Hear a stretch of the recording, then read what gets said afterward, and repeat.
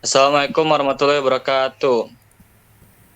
Perkenalkan, kami dari kelompok 6.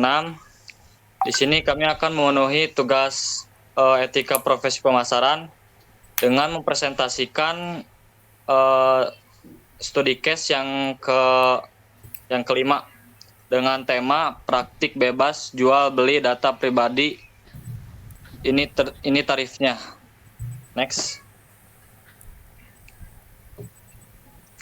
Di sini ada anggota kelompoknya. Yang pertama ada Dedi Adrian, saya sendiri sebagai moderator, lalu Kaila Fania, lalu Atala Jordan, lalu Davan Surya, lalu yang terakhir Aura Aisyah.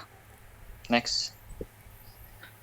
Lalu ada table of contents-nya. Yang pertama ada situation analysis, ada decision analysis, yang ketiga ada problem analysis, lalu yang keempat ada potential problem analysis.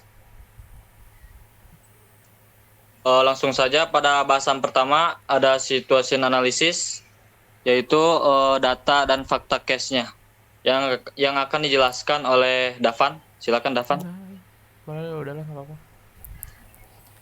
Oke, yang pertama ada ditemukannya praktik jual beli pada suatu bank dengan menjual data pribadi nasabah di kalangan tenaga pemasaran kartu kredit dengan harga yang bervariasi. Data yang dijual itu berupa nama, alamat, nomor telepon, nama ibu kandung dan juga informasi gaji hingga kemampuan finansial nasabah. Data itu dijual mulai dari Rp500 hingga Rp50.000 per data.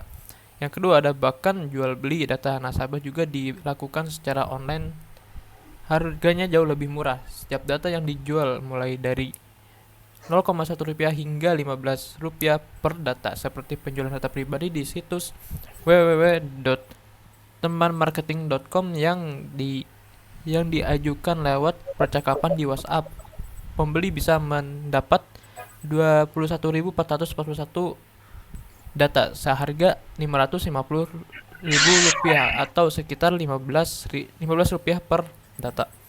Data yang dilengkapi dengan informasi finansial korban bisa dipasang harga mulai dari Rp20.000 hingga Rp50.000 per data. Informasi ini didapatkan dari pemasar kartu kredit berinisial RF. Bahkan pelaku sempat menawarkan 1.101 data nasabah seharga Rp550.000 pada pertengahan bulan lalu atau sekitar Rp318 per data. Koordinator pemasaran kartu kredit salah satu bank di Jakarta Pusat berinisial JS mengungkapkan bahwa praktik jual beli data nasabah sudah lumrah. Para tenaga pemasaran kartu kredit mendapatkan data dan karyawan bank, bahkan pelaku dan anak buahnya juga memberi komisi sebesar Rp50.000 kepada karyawan bank untuk setiap data yang disetujui pengajuan kartu kreditnya oleh bank yang bersangkutan. JS membuat pernyataan bahwa data pribadi dengan kualitas bagus dapat dipasarkan seharga 1 juta atau 50 data atau 20.000 per data.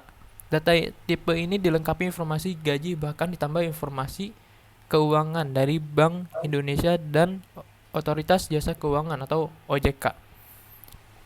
Jual beli data nasabah secara online dijual dengan harga yang sangat murah, mulai dari Rp0,1 hingga Rp16 per data. Pelaku bisa mendapatkan 21.441 data seharga Rp550.000 atau setara dengan Rp15 per data melalui aplikasi WhatsApp. Data tersebut diklasifikasikan menjadi 2 kelompok, yaitu kelompok laki-laki nasabah kartu kredit prioritas sebanyak 11.438 data dan kelompok nasabah kartu kredit salah satu bank BUMN sebanyak 10.003 data. Baik, terima kasih Davan. Lalu bahasan yang kedua ada problem analysis, yaitu menjelaskan masalah yang terjadi, yang akan dijelaskan oleh Aura. Silakan Aura. Baik, berdasarkan investigasi Kompas, ditemukan praktik jual beli data pribadi nasabah di kalangan tenaga pemasaran kartu kredit dengan harga yang bervariasi. Data yang dijual secara bebas itu tidak hanya berupa nama, alamat, dan nomor telepon atau nama ibu kandung, tetapi juga informasi gaji hingga kemampuan finansial nasabah. Data seperti itu biasanya dapat dibeli di situs www.temanmarketing.com yang diajukan lewat percakapan di WhatsApp. Operator www.temanmarketing.com mengklaim bahwa seluruh data itu adalah data nasabah kartu kredit.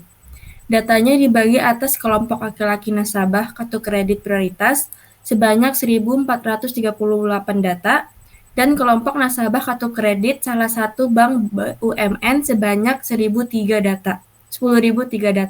Bahkan jual beli data nasabah juga dilakukan secara online. Harganya jauh lebih murah.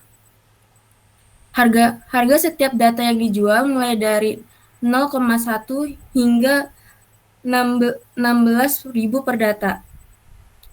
Hal ini jelas cukup meresahkan nasabah dan masyarakat. Beruntungnya pemilik situs ini telah ditangkap oleh Polda Metro Jaya pada 2018 lalu.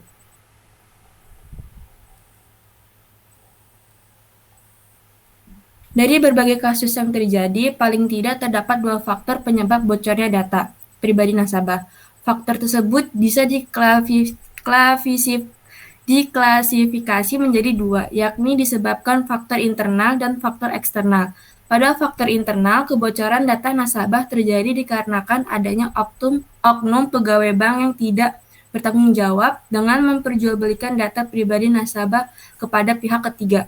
Sedangkan pada faktor eksternal, menurut Kartika Wirjoatmojo, Dirut PT Bank Mandiri, kebocoran data pribadi nasabah bisa terjadi disebabkan banyaknya transaksi yang dilakukan nasabah di merchant atau penjual barang dan jasa dengan pembayaran non-tunai dengan menggunakan kartu debit maupun transaksi perdagangan elektronik atau e-commerce. Di beberapa merchant, ada yang memiliki alat capture atau rekam. Kartu nasabah kadang digesek ganda double swipe di mesin EDC (Electronic Data Capture) dan di mesin merchant. Gesekan kedua di mesin merchant ini bisa merekam identitas nasabah padahal swipe cukup dilakukan di mesin EDC saja. Lebih lanjut, Kartika juga menyarankan agar masyarakat untuk lebih berhati-hati dalam melakukan pendaftaran akun pada situs e-commerce yang mencantumkan banyak data-data pribadi. Karena semakin banyak data yang beredar di berbagai tempat, semakin besar peluang kebocoran data pribadi. Baik, terima kasih Aura. Lalu ada bahasan ketiga tentang decision analysis, yaitu alternatif solusi yang akan dijelaskan oleh Atalah. Silakan Atalah. Yang pertama, setiap data nasabah harus dirahasiakan oleh pihak bank dan disimpan secara baik. Poin kedua, memahami lebih dalam tentang pengetahuan transaksi secara non-tunai atau menggunakan kartu kredit. Dan yang ketiga itu lebih berhati-hati saat melakukan transaksi non-tunai yang berhubungan dengan kartu kredit. Yang keempat, untuk nasabah yang menjadi korban harus segera melapor kepada pihak perusahaan dompet digital atau e-commerce yang terkait dan juga melapor kepada pihak berwajib atau kepolisian. Dan yang kelima, itu memberikan hukuman yang berat kepada penjual agar tidak ada yang berani melakukan lagi hal yang sama seperti tersebut. Yang terakhir, pegawai bank seharusnya lebih berhati-hati dalam kepada siapa data pribadi diberikan dan untuk apa data tersebut digunakan. Baik, terima kasih Atalah. Lalu selanjutnya ada bahasan yang keempat, yaitu tentang potensial problem analysis, solusi akhir dan kesimpulan yang akan dijelaskan oleh Kaila. Kaila, dipersilahkan. Baik, oleh sebab itu sesuai dengan ketentuan pasal 40 UU nomor 10 tahun 1998 tentang perbankan, bank wajib merahasiakan keterangan mengenai nasabah penyimpanan dan simpanannya.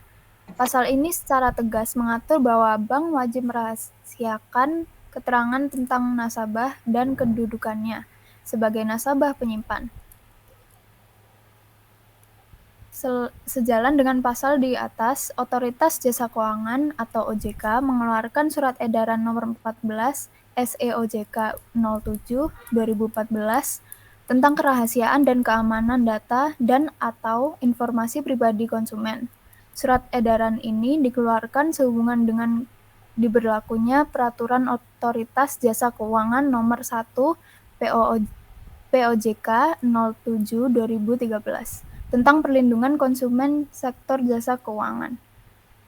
Surat edaran OJK ini mengatur bahwa para pelaku usaha jasa keuangan (PUJK) termasuk bank wajib melindungi data atau informasi pribadi konsumen dan melarang dengan cara apapun untuk memberikan data dan atau informasi pribadi konsumen kepada pihak ketiga.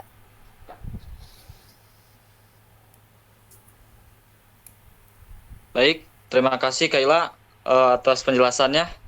Mungkin cukup sekian presentasi dari kami. Apabila ada kesalahan dalam menjelaskan, mohon dimaafkan. Sekian dari kami. Wassalamualaikum warahmatullahi wabarakatuh.